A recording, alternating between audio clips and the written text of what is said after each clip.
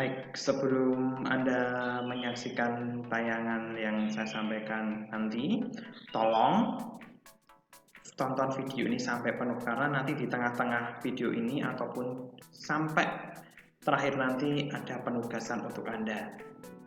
Jangan sampai Anda kelewatan dan Anda nggak tahu. Itu saja ya, Nak ya. Baik, selamat menyaksikan. Selamat pagi anak-anak yang terkasih. Hari ini saya sengaja untuk merekam ini pada pertemuan yang keempat ini.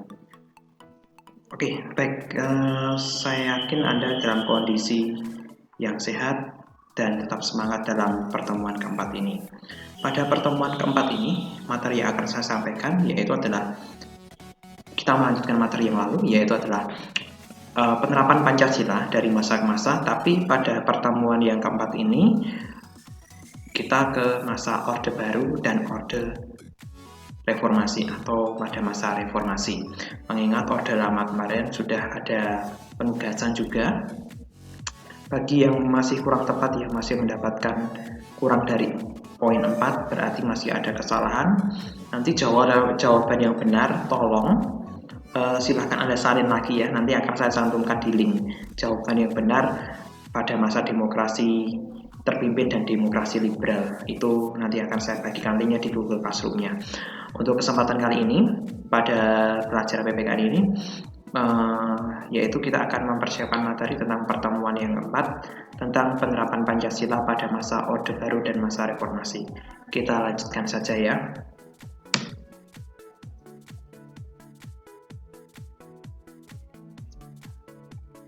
Ya, pada masa Orde Baru. Pada masa Orde Baru di sini adalah penyelenggaraan Orde Baru dilakukan oleh Presiden Soeharto dan berkuasa kurang lebih 32 tahun.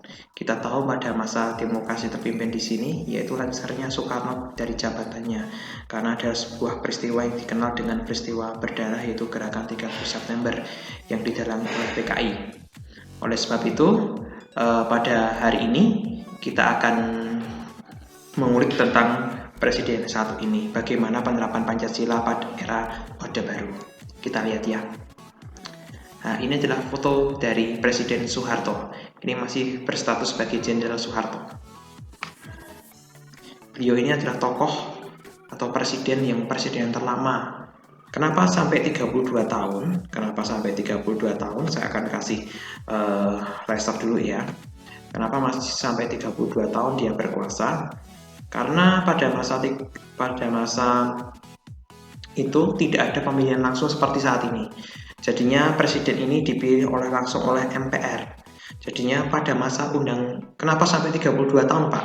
Karena pada masa Soeharto berkuasa di sini, dia berkuasa di sini dalam Undang-Undang Dasar 1945 sebelum di amandemen itu Soeharto di sini dipilih lagi. Jadinya di dalam Undang-Undang Dasar sebelum di amandemen itu adalah masa jabatan presiden adalah 5 tahun dan dapat dipilih lagi. Tapi tidak ada batasan. Nah, kalau era reformasi di sini kan ada batasannya. Tapi pada masa era Soeharto ini tidak ada batasannya. Gitu nah. Jadinya 5 tahun dipilih lagi, 5 tahun dipilih lagi, dan pemilihan ini pun bukan berdasarkan pemilihan umum seperti saat ini, tapi berdasarkan rapat atau sidang MPR. Oke, kita langsung saja. Kelebihan dan kekurangan pada masa Orde Baru. Nah, di sini ada kelebihannya. Yang pertama, beliau secara terencana ada namanya rencana pembangunan 5 tahun. Jadinya beliau ini juga disebut Bapak Pembangunan. Gedung-gedung pencakar langit, tol, dan yang sebelum saat ini ya, itu atas dasar pemikiran beliau, atas pembangunan beliau. Terus pelaksanaan pemilu, meskipun pemilu waktu Orde Baru ini hanya 3 partai, yaitu adalah Partai Persatuan Pembangunan atau P3, Partai Demokrasi Indonesia atau PDI. Maaf, saya ralat. Pemilu pada masa Orde Baru ini hanya diikuti 2 partai, yaitu Partai P3 atau Partai Persatuan Pembangunan dan Partai Demokrasi Indonesia. Sementara Golkar ini bukan partai politik, melainkan golongan karya. Golongan karya di sini terdiri dari ABRI, PNS, ataupun orang-orang yang dalam pemerintahan. Dan selama 32 tahun Soeharto kan membangun golongan karya ini, golongan karya yang memimpin menang dalam parlemen. Oleh sebab itu pasti dari partai politik dari golongan karya ini mengajukan Soeharto, dan di dalam sidang DPR MPR ini memilih Soeharto sebagai presiden terus selama 55 tahun dipilih lagi gitu. Pak, kok nggak ada calon yang lain? Nggak ada yang berani, karena beliau itu bagi yang nanti ya di negatifnya beliau itu bagi yang tidak sejalan dengan pemikiran politiknya pasti akan diusir atau dihilangkan dari negara ini. Nah, itu negatifnya. Terus yang keempat, pemerataan pembangunan, terus PKI dibubarkan. Itu adalah kelebihan dari Soeharto. Ya, ini versi Pancasilanya ya, karena Pancasila di sini lebih kepada penerapan ideologi Pancasila, karena waktu Orde Lama kan yang mengganggukan PKI ini, jadinya beliau membubarkan PKI dan komunisme di Indonesia itu mulai hilang itu sejak zaman Orde Baru. Ya, dampak negatifnya yaitu adalah maraknya korupsi, kolusi, nepotisme (KKN). Nah, karena pada masa beliau pada tahun 1997, 97-98 itu banyak sekali kejanggalan dan krisis moneter, krisis ekonomi mulai melanda, dan di dalam keluarganya pun orangnya memegang saham-saham di pemerintahan dan di BUMN. Oleh sebab itu korupsi, kolusi, nepotisme banyak di era beliau ini. Terus yang kedua ini yang melanggar Pancasila sendiri, hak menyatakan pendapat dibatasi. Jadinya kalau menyampaikan unek-unek kepada pemerintahan itu tidak boleh waktu Orde Baru. Tidak seperti saat ini, kalau orang menjelekkan presiden, mengkritisi presiden itu kalau saat ini pun hal-hal yang wajar dan hal yang lumrah. Tapi pada masa pemerintahan Soeharto di sini ngeritik atau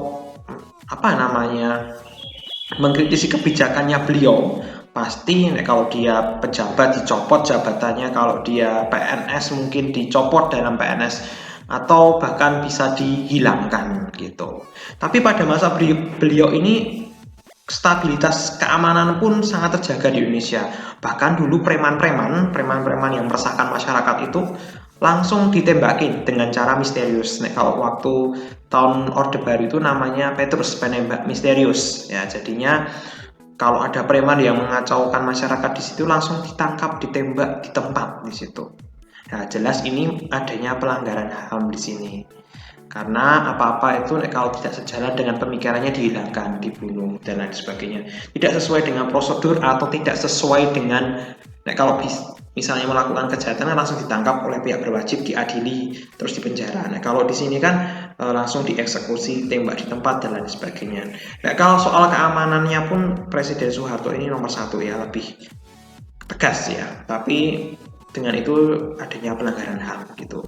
Terus peran ganda duifungsi ABRI. ABRI dulu, kalau sekarang kan ABRI kan hanya sebagai alat negara ya, sebagai pertahanan dan keamanan ya. Tapi kalau dulu ABRI ini berfungsi sebagai sistem politik. Jadinya bupati, wali kota, bahkan gubernur itu pasti dari ABRI ini, akademi ABRI itu. Nah, jadinya tidak demokratis lah, tidak mencerminkan kedemokratisasian di eranya Soeharto. Ini kelebihan dan kekurangan dari Presiden Soeharto di sini, dan otomatis menjadi kelebihan dan kekurangan penerapan Pancasila di era Orde Baru. Pada masa ini penerapan Pancasila ini dilaksanakan secara murni dan konsekuen. Justru dulu kalau tidak Pancasila, PPKN dapat 5 nih, pasti dia naik kelas dan harus ditatakan atau disebenarkan. Anak tersebut harus ke kelurahan mengikuti penanaman nilai-nilai Pancasila seperti itu. Nah, kalau untuk penerapan Pancasilanya sudah bagus sih, tapi ya negatifnya marak KKN, menyatakan pendapat dibatasi, terus ABRI berperan khusus ganda sebagai keamanan sama politik, dan adanya pelanggaran HAM. Banyak sekali aktivis yang mengkritisi beliau itu pasti dihilangkan atau mungkin disingkirkan dalam kancah politik. Dan pada akhirnya ketika hal-hal yang berbau negatif itu lama-kelamaan ditekan, akhirnya timbulnya desakan oleh masyarakat, maka timbul namanya reformasi. Baik, nanti akan saya gambarkan Presiden Soeharto ini, video bagaimana Presiden Soeharto ini lengser. Kenapa Presiden Soeharto ini sampai dengan lengser? Ya, nanti silahkan tonton video ini ya. Pada 21 Mei, tepat 18 tahun yang lalu, sebuah peristiwa politik besar terjadi di tanah air kita. Krisis ekonomi yang menjalar menjadi krisis politik dan berakhir pada huru-hara memaksa Presiden Soeharto yang telah berkuasa selama 32 tahun harus lengser dari jabatannya. Kami akan mengajak Anda untuk melihat kembali peristiwa yang pernah menjadi salah satu tonggak sejarah di Republik ini. Saya memutuskan untuk menyatakan berhenti dari jabatan saya sebagai Presiden Republik Indonesia terhitung sejak saya bacakan pernyataan ini pada hari ini, Kamis 21 Mei 1998. 21 Mei 1998, tepat 18 tahun yang lalu, menjadi hari yang sulit dibayangkan oleh kebanyakan masyarakat Indonesia. Saat Jenderal Besar Soeharto yang sudah berkuasa selama 32 tahun harus mengakhiri kekuasaannya. Padahal beberapa hari sebelumnya, Presiden Soeharto masih yakin bisa mengatasi keadaan. Maklum, selama puluhan tahun menjadi orang nomor satu di Republik, Soeharto selalu berhasil mengatasi gangguan keamanan ataupun gerakan politik yang menentang kepemimpinannya. Namun tidak untuk kali ini. Krisis moneter pada tahun 1997-1998 berhasil membuat ekonomi Indonesia morat-marit. Nilai rupiah terhadap dolar terus melemah, perbankan nasional kolaps, harga kebutuhan membumbung tinggi, serta utang luar negeri membengkak. Kemarahan rakyat pun tak terbendung lagi. Krisis ekonomi dengan cepat menjalar menjadi krisis politik dan keamanan. Demonstrasi yang dipimpin elemen mahasiswa menuntut Presiden Soeharto untuk lengser bergelora hampir di seluruh negeri. Kerusuhan menghanguskan banyak gedung dan pertokoan. Kepercayaan rakyat terhadap kepemimpinan Soeharto menyusut tajam. Padahal menjelang pemilu 1997, Soeharto yang sudah berniat untuk lengser ke Prabon berhasil diyakinkan oleh Ketua Umum Golkar yang juga murid politik Soeharto, Harmoko, untuk kembali melanjutkan kepemimpinan. Saya jelaskan ini, saya tanya, apakah betul Anda semua ini bulat setuju mencalonkan Pak Harto sebagai Presiden Mandataris MPR masa bakti 98-2003? Iya, tidak ada yang menolak. Harmoko yang pada awalnya tegas menyokong Soeharto, pada akhirnya dia jugalah yang paling depan menyarankan guru politiknya ini untuk meletakkan jabatan. 18 tahun berselang, sosok Jenderal Besar Soeharto memang masih menjadi perbincangan. Sebagian masyarakat rindu dan menganggap Soeharto sebagai orang yang berjasa bagi pembangunan sehingga pantas diberi gelar pahlawan. Sebagian lainnya justru menilai Soeharto adalah aib bagi sejarah Republik yang bergelimang korupsi dan pelanggaran hak asasi manusia. Budi Adiputro, CNN Indonesia.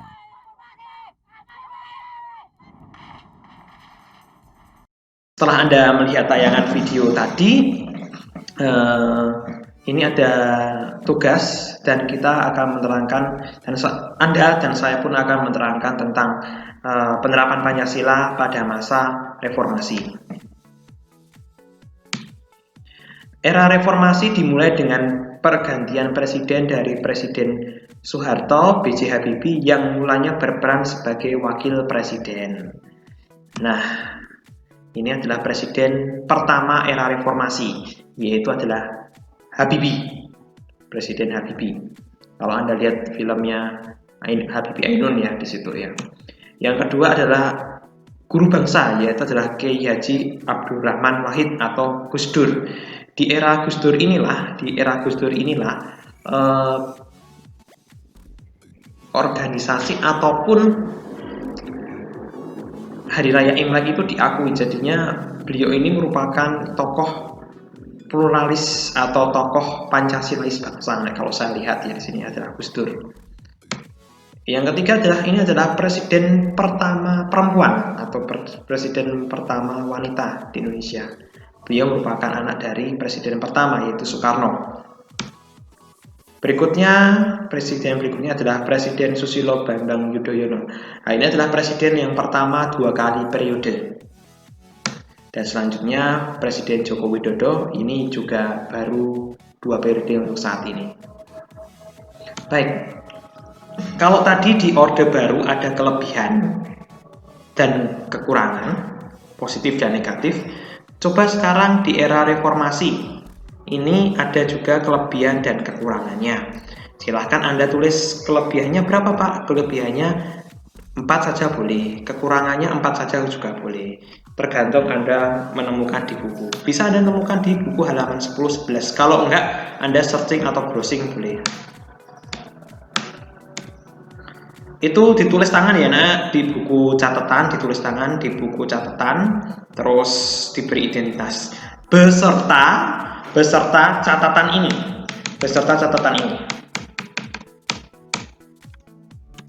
maaf ini, beserta catatan ini. Ini juga harus Anda catat, Jadinya tugasnya ada 2 ya. Yang pertama Anda mencatat ini, yang masa Orde Baru, kelebihan dan kekurangannya. Yang ketiga pada masa reformasi, kelebihan dan kekurangannya. Itu kelebihannya 4, kekurangannya 4. Jadinya soalnya penerapan Pancasila era reformasi itu kelebihannya apa di era reformasi ini, kekurangannya apa. Saya yakin Anda jelas ya. Dibuat tabel boleh atau di poin-poin boleh. Pokoknya ditulis di buku, Anda cari di buku paket halaman 10-11. Dan silakan Anda ditulis di buku catatan sambil bekerja untuk pertemuan yang keempat ini. Baik, kalau ada pertanyaan langsung WA saya ya. Ini akan saya upload dan silakan pekerjaan. Jadinya saya ingatkan lagi ada 2 pekerjaan ya. Yang pertama tadi Orde Baru Anda catat, yang kedua Anda harus mencari kelebihan dan kekurangannya dicatat juga. Gitu ya nak ya. Baik, terima kasih atas partisipasinya. Mohon maaf dalam penyampaian yang masih kurang berkenan untuk Anda semuanya. Terima kasih dan sukses terus untuk Anda semuanya. Terima kasih.